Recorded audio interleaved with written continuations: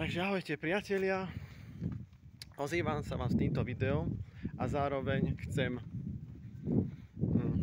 povedať moje vyjadrenie ohľadom prerábky Tuhárskeho námestia, čo sa má konať. Stačí si pozrieť môj facebookový profil Michal Prelučenec a tam máte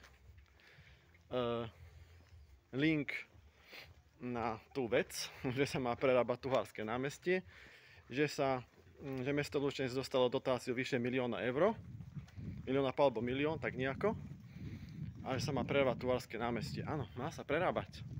Ale ja v zásade nesúhlasím, že sa Tuhárske námestie prerábalo, lebo tá časť slúži na venčenie pre psov a v tom článku, čo máte pod môjim profilom, máte jednoznačne napísané, že Ľučenčania sa sťažujú a nesúhlasia s výstavbou alebo prerábkou Tuhárskeho námestia. Takže zvažujem petíciu za nechanie Tuhárskeho námestia v pôvodnom stave alebo avizujem protest. Jedno alebo druhé, to sa ešte rozhodnem, ale zásadne som proti tomu, aby sa Tuhárske námestie neprerábalo. Vlastne prerábalo, lebo Tuhárske námestie, a keď sa dočítate v článkoch, tak tam má byť nejaký mini amfiteátr alebo niečo také pre aktivity. A ja nesúhlasím, už len z dôvodu toho, lebo vedľa Tuhárskeho námestia je aj DSS, čiže seniory, ktorí potrebujú si kľudne dožiť svoj život a tam určite hulákať nepotrebujeme nikoho. Takže pani primátorka, týmto vás vyzývam, prosím, zastavte prerábku Tuhárskeho námestia.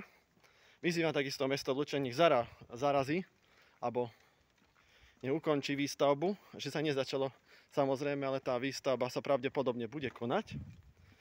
A týmto pádom radšej, pani primátorka, by ste mohli dať peniaze na prerábku Novohradskej ulice, lebo tá vyzerá strašidelne.